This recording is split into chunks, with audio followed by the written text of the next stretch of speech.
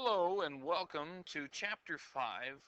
We're going to begin today talking about mid-segments of triangles. Please pause whenever you need to write something down. The definition of a mid-segment, as it says on the screen, is a segment connecting the midpoints of two sides. And as you can see in the little diagram over here, that guy right there, it's nicely drawn, midpoint between two sides, and it gives you some other information. And what I drew over here was something I did in class to demonstrate that. What's important about midsegments is in this theorem called the triangle midsegment theorem, and if you read it, it probably doesn't make any sense. So I've written underneath ahead of time what the translation is into English, and I drew a picture and wrote down the relationships. One major relationship is that the line DE is parallel to AC. That's what this is right here. DE parallel to AC. The other fact that comes from this is that the length from D over here to E is equal to 1/2 of the length of AC. That fact right there. Now, how this plays into one another is seen in this example. And I'm actually going to open something up. So I'm going to pause myself a moment. Okay. As you can see, I have now a blank page, so you can work with me. Example 1 says in triangle EFG, H, J, and K are midpoints, so that would be H, J, and K. Those are your midpoints. And we need to find H, J, J, K, and F, G. Now, when that word find is used in math, it doesn't mean, hey, look, I need to find HJ. Look here, there it is. Wow. No, please do not do that at all. Find, in this case, refers to getting me the length. So I want you to be able to tell me how long HJ is. Well, I don't know how to do that, Mr. Wright. How do I do that? I don't know. Some of you might say something like that. The way you find this is based on the theorem on the previous page down here. The reason it's covered up is I'm using the notes I would in class and teach them from there. And what basically you need to do is find HJ right here. What is it parallel to? What side? That would be here, EG. And know that HJ is 1/2 of EG. Now, what I've written down here, this is telling me from H to G, the length. Start at E, go to G. How long is it? That's what those mean. So then I just fill it in from my information in the triangle over here. And EG is 100, so HG is going to be half of that, or 50. It's that fast. JK, find it. Where is JK at? JK is right here. It's parallel to EF. That's 60. Half of that is what JK is. Boom. I have my answer. And then the last one, FG.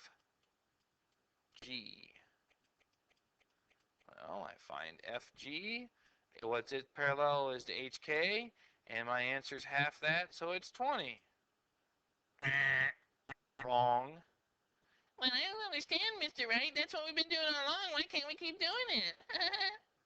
Well, you can't keep doing that because you're wrong. The reason is people get in a habit of doing the same thing over and over again. It's not 20. Does that even make any sense? FG is this big old side. HK is this itty bitty little side. How can FG be smaller than HK? We've been normally doing that, gets used to it, so you're going to go backwards in your thinking, think, oh, that's how I've been doing it, so it's got to be 20. No, you need to go from small to big here. We've been going from big to small.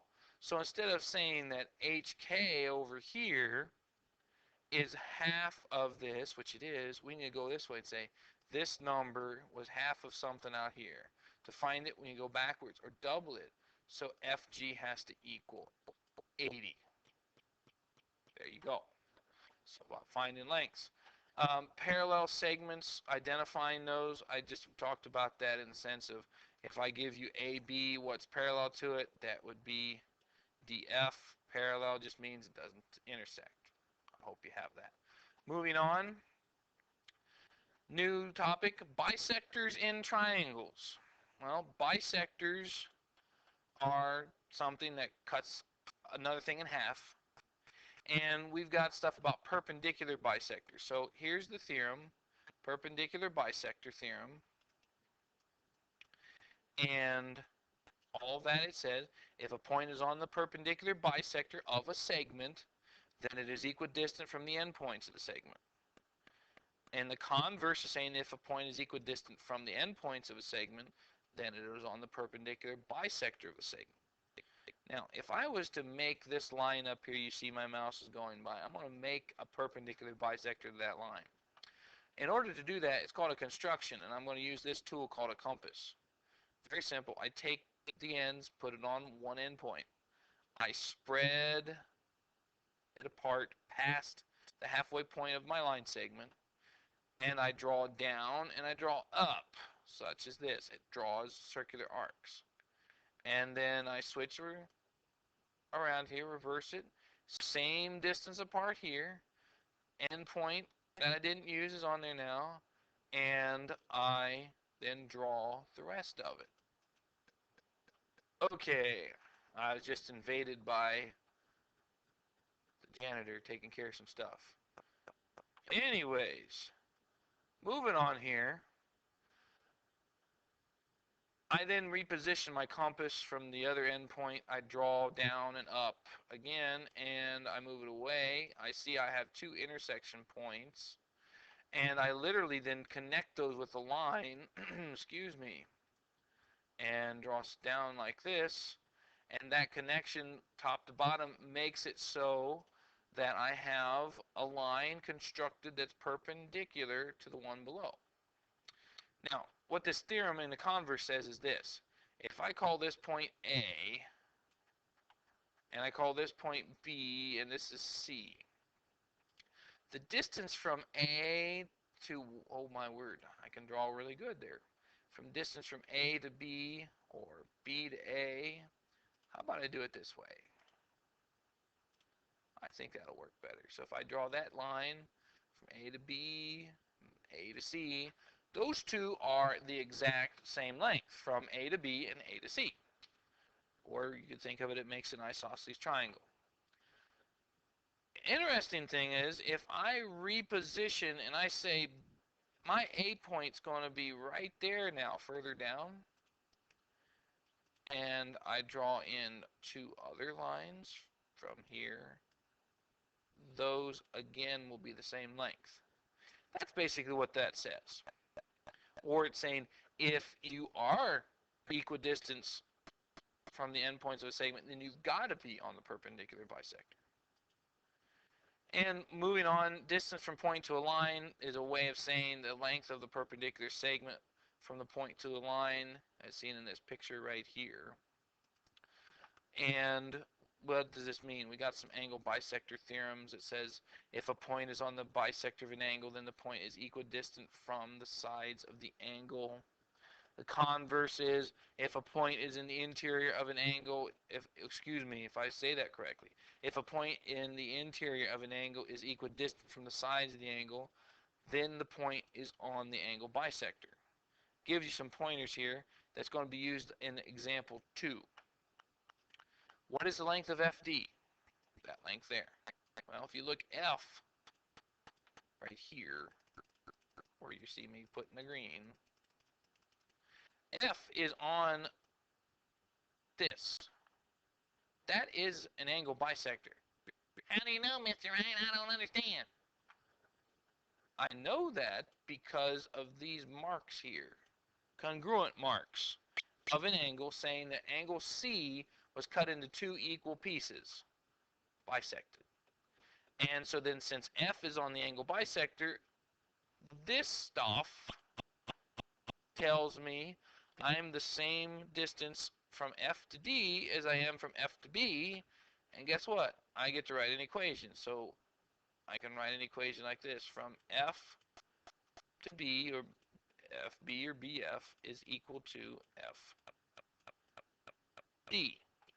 So writing that out, I'm going to have 5x is equal to 2x plus 24. I'm going to do my solving. I'm going to subtract 2x from both sides, and I get that.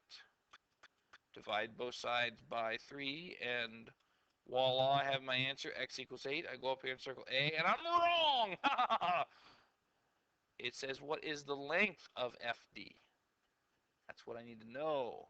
So I need to take this 8, plug it back in right here, and then FD is going to equal 2 times 8, which is 16, plus 24. It's going to give me 40. So my right answer is not going to be A, it's in fact going to be D. But they give you stuff like A as a choice for those of you that aren't paying attention. Trip you up. And more or less, that is everything you need to know about angle bisectors in triangles. If you have further questions, please comment below or email me and ask me questions. Thank you very much for watching. Stay tuned for scenes of our next episode, which will be about medians, altitudes, and centroids.